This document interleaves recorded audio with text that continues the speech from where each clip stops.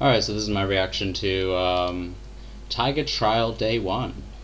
Let's So go. when I said I'll see you in court, I meant it. I was gonna be real about that shit. You know, I was gonna get my blue suit on. I was gonna get my red tie on. I was gonna pull up like. Speaking of.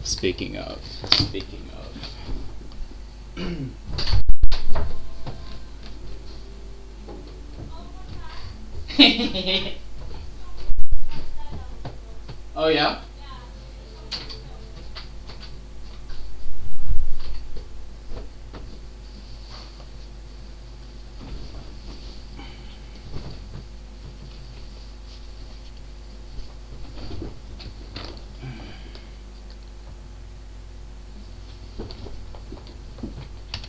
Like shit, you know, I was gonna be like, okay, so you went wrong here and here and here, but I have a headache now, so I'll be doing none of that, okay? But what I will do, court is in session, okay? Here we go. We'll do a test run. We'll do a light test run, okay? So let me begin with just one point I want to make, okay?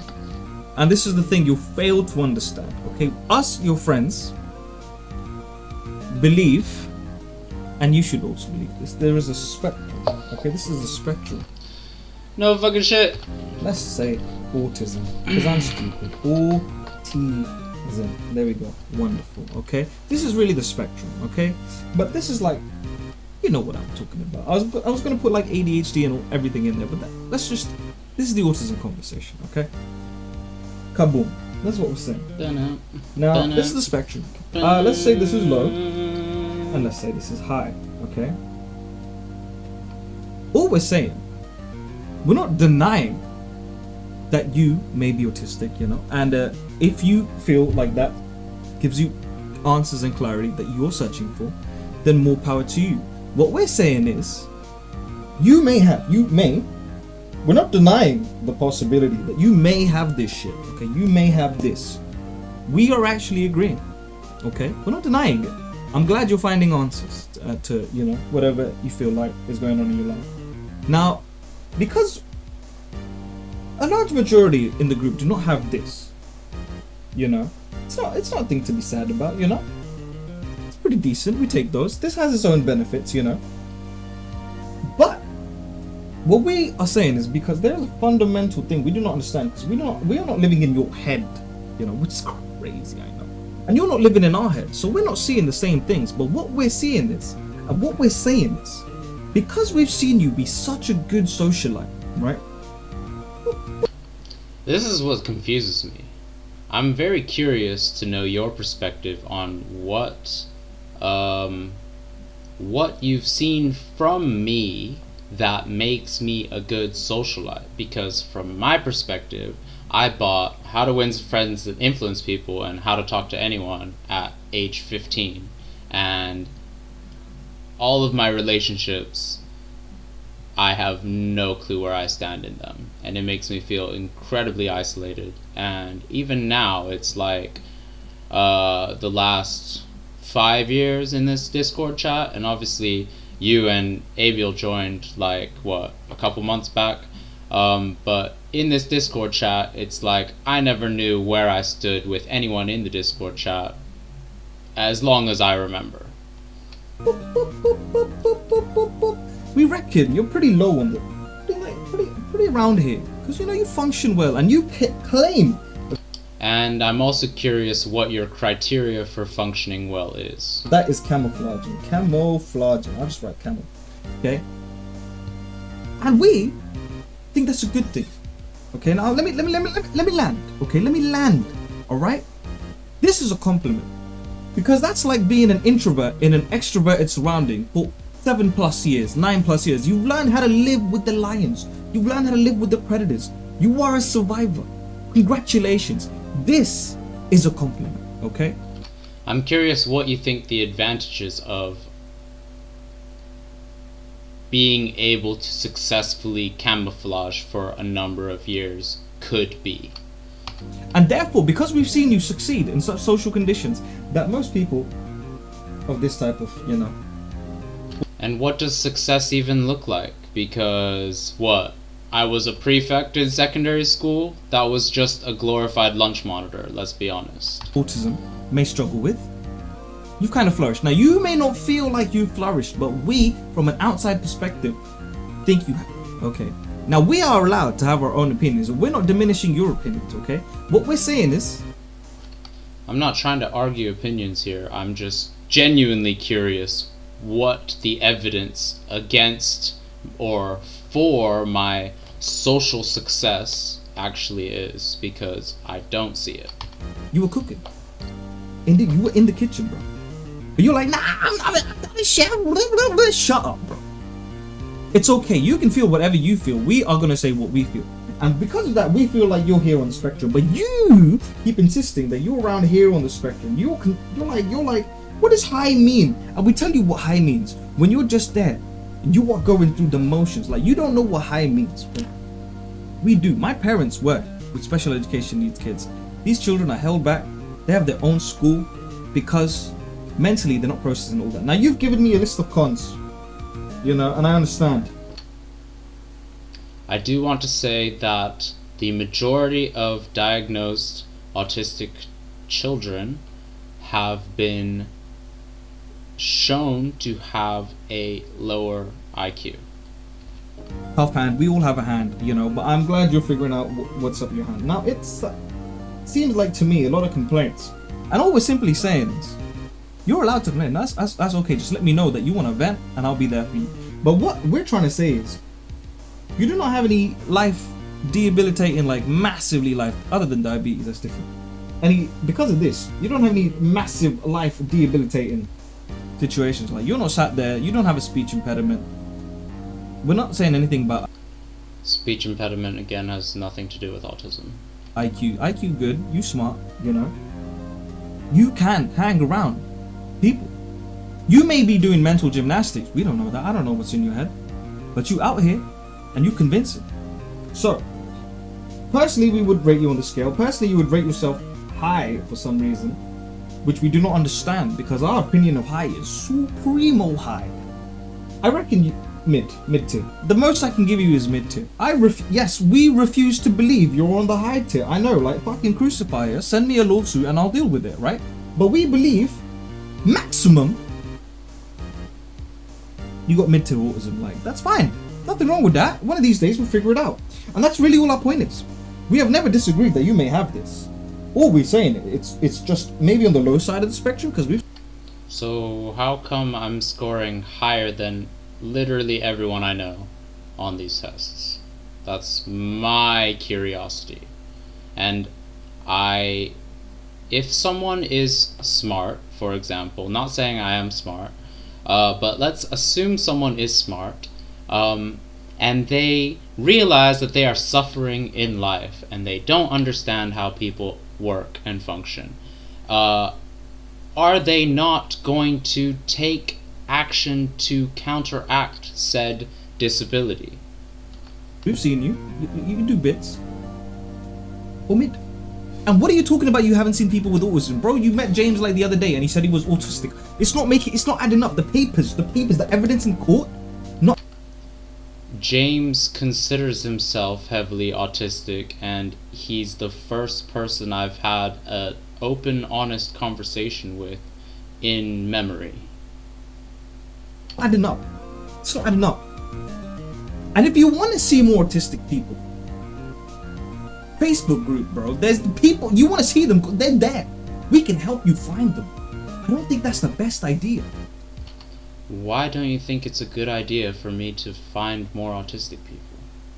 If anything, it will make me feel less alone than you're currently making me. But if that's what you want, we can help. It's attainable, it's free, bro. Oh, free. Anyways, my invoice, I'll send you my invoice, alright? Make sure to pay it at the end of the day. I don't think you deserve an invoice for literally repeating what you said on Discord with a 5-pound whiteboard. To you, okay? Thank you. Not to be rude. Thank you so much. Court is adjourned. And just because I can't be bothered to now then engage in another discussion, I'm just going to tackle each point in the Discord chat in order of when it came.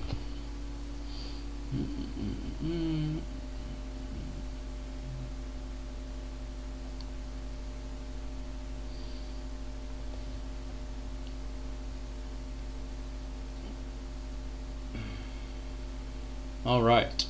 Jeez. I get so intimidated by these big paragraphs. All right.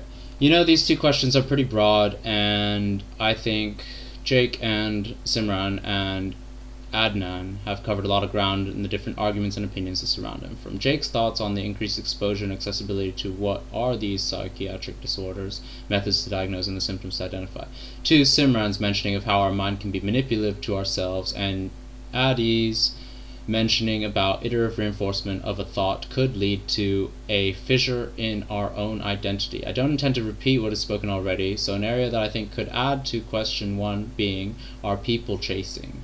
I don't think chasing is a great word. I think one problem with young individuals is the greatly reduced period of being able to understand themselves and mess around before starting to be labeled and categorized. When we were younger, the classifications were very broad and ambiguous. Nerd, geek, smartass, bitch, weird, strange, scary, bully, teacher's pet, shy. Some of these are usually so ambiguous that its classification alone can contain wildly different personalities, behaviors, and traits. Or they are so specific and general, people are able to ignore it over time.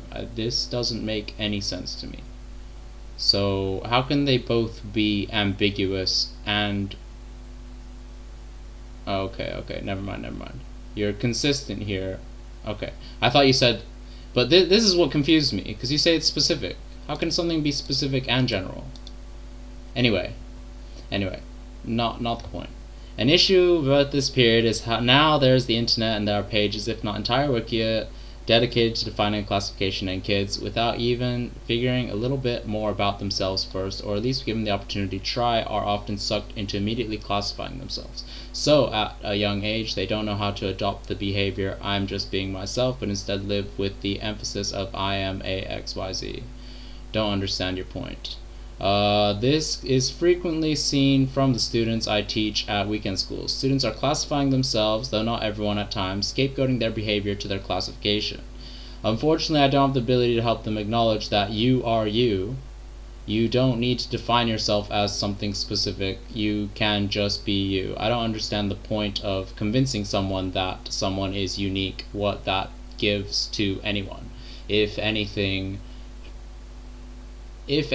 pointing to a specified disorder should, in theory, help you as a teacher understand the difficulties that they may face through appropriate research, if you care enough to then accommodate accordingly. Anyway, carrying on. I understand that some people find solace when the self-reflection of their own flaws and poor achievements can be explained by something out of their control.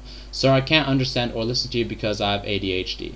This is something I hear now and then. I am not denying their claim of having ADHD. Some of my students are medicated and have medical diagnosis, some not, and still say this. What I find pretty challenging is to explain to them, look, I don't really care what you have. If we can make a plan together to support you, let's do that. John, you're called John, not ADHD John. Trying to avoid letting their condition define them is something I try really hard to try and reinforce.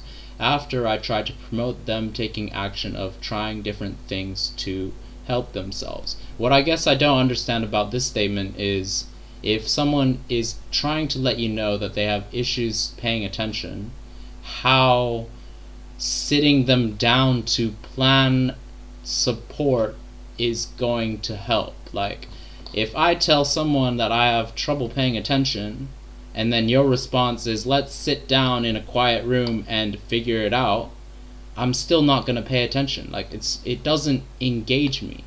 If there is, like, obviously, I understand the frustration you feel when you, I understand the frustration you feel when these students are giving out these disorders, and to you it seems like they are pinning the blame and refusing to put any form of effort to attempt to fix their problem.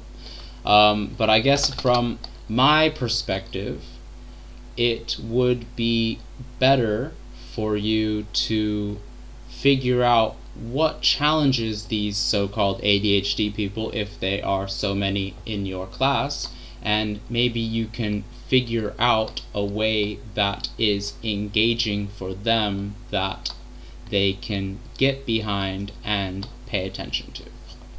Anyway, moving on.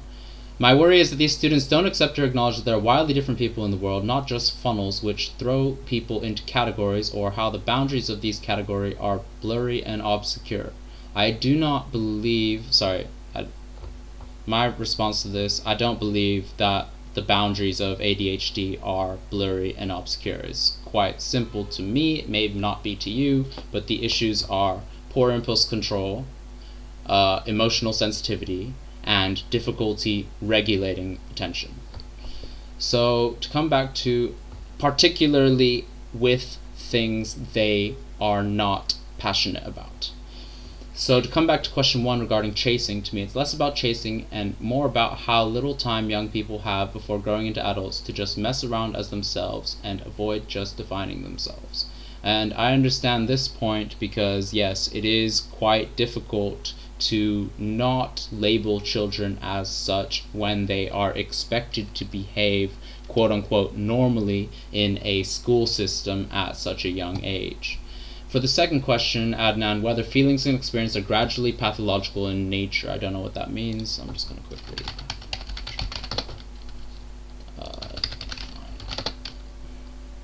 relating to pathology, involving or caused by a physical or mental disease.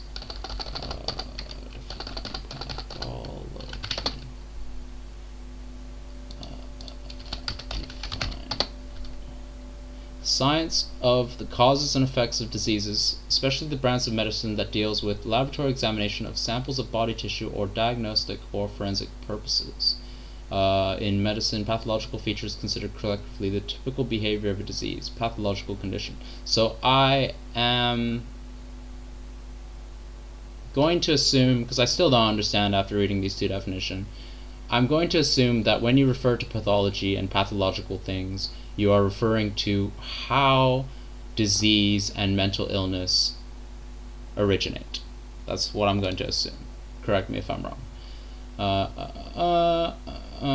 Cool. Whether, fortunately, I've lived a lifestyle solely in gratitude to my environment, my family, my friends, and my teachers, I find myself I've been pretty blessed by incredibly smart, wholesome, kind, and giving individuals. Much of them giving the attitude of live with high ambition and break your legs trying. Seems unhealthy. The go ham or go home type of upbringing into adulthood has literally convinced me that everything can change and will change with enough effort and support. Effort because you can only get so far by yourself. I feel like this should be support. We are limited in our many individual ways, but with the support and those who give it, you are able to manifest much greater levels of transformation in life. This therefore applies to feelings and experiences. People have high and lows, where clearly some people have much harder hurdles to get out of lows and remain in the high for as long as possible. Regardless, however, I do believe with necessary support, people can move out of a low and resist returning. I'm curious what low we're speaking of here. Unfortunately, support is not always around, nor would you always get the right kind of support you need. In such situations, I do think there are moments where we would consider someone's feelings and experiences are now pathological. I still don't understand what this means. The feelings and experiences are causing disease? Is that what we're talking about? Maybe. In the sense that their ability to survive on their own is deteriorating further. This is no different to a student in school. If a special education needs student needs support but none is given, their ability to keep with the rest of the curriculum is of course also deteriorating. In the summary of this is simply humans by themselves are limited. Humans need to support each other to sustain each other's ability to survive. Humans without the necessary support will definitely begin to lose grasp of how to survive and thus grow pathological conditions. But I guess this is like a chicken and the egg argument, right? It's like, does the condition that someone has prevent them from gaining the necessary support they require, or does their lack of support then cause the condition? Yeah, I think it can be debatable on both sides. Anyway, cool. You can agree with that, whatever. I think the point I was trying to make was if the limit of what you would consider pathological is affected by societal factors, which I think it is, and how that could influence the outcome. If society as a whole lowered the limit, more people would fall into the pathological, which would make sense of norm to a more narrow range, leading to more feelings not being what is considered okay / feeling out of place. I hope that makes sense. I'm really bad at wording things. Yeah, it's like a normal distribution, and if it's only the tail ends of the normal distribution that are considered disorders, let's say, and if that grows in volume over time, then it sort of becomes a new normal, maybe. But even if it's like here, I don't know if that's normal, because most people will still be held within this upper band, or the middle band, should I say. Anyway, moving on. Oh, I see what you mean. It's when you said if 20% of the population of the problem, is it even a problem anymore, or just the 5 available settings of a human being? Personally, I think this is what is happening at the moment. The term spectrum to me gives the impression the medical community are trying to communicate that everyone has psychiatric disorders with different magnitudes. As far as I'm aware, psychiatric disorders are only disorders if they significantly impair functioning. Anyway, with different magnitudes, it's no longer correct to say someone has ADHD, because everyone does to some degree, which I don't agree with. And instead, you actually need to define the severity of that person's ADHD. Whether that makes people who has severe ADHD any better in terms of not fitting or feeling out of place, I really don't know. At the very least, they could acknowledge the person they're talking to isn't completely different from themselves.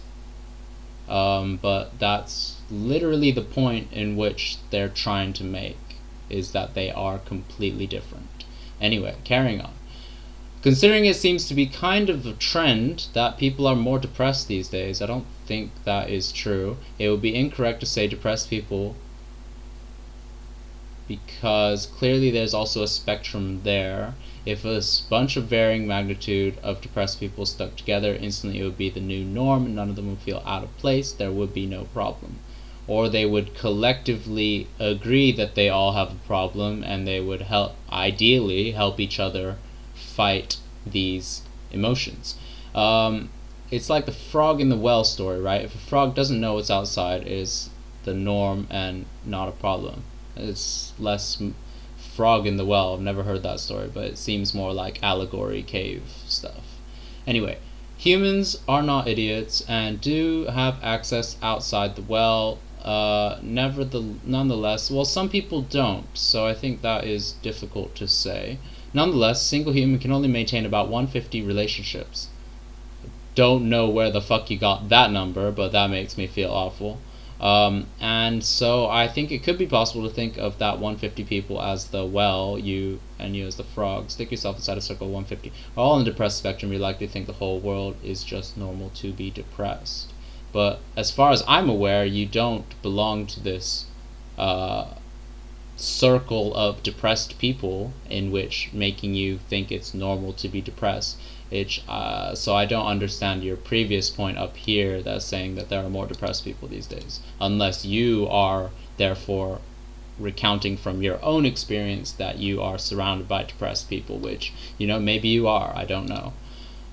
Cool. On the other hand, disclaimer, I'm no medical student, but to me, pathology really only means that someone is undergoing changes that is impacting their life unfavorably. And here, unfavorability is pretty broad.